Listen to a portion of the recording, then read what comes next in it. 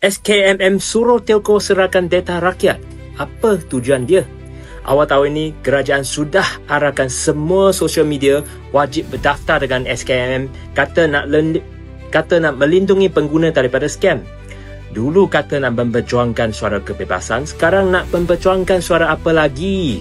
Pada tahun 2023, Meta melaporkan hampir 8,600 sekatan kandungan di Malaysia, peningkatan 15 kali ganda berbanding tahun 2022. Lebih daripada 51,000 kandungan media sosial daripada disekat dalam 3 bulan awal 2024 dan kebebasan bersuara Malaysia terjatuh ke luar ke-100 di dunia.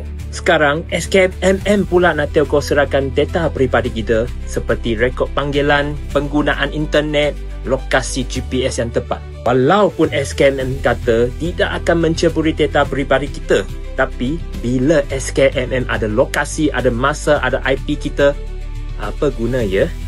Soalan saya simple saja. Benarkah ini untuk statistik ataupun satu taktik untuk menjejak? Kena pasti dan senyapkan orang yang komen atau kritik mereka supaya mereka tetap mendabir.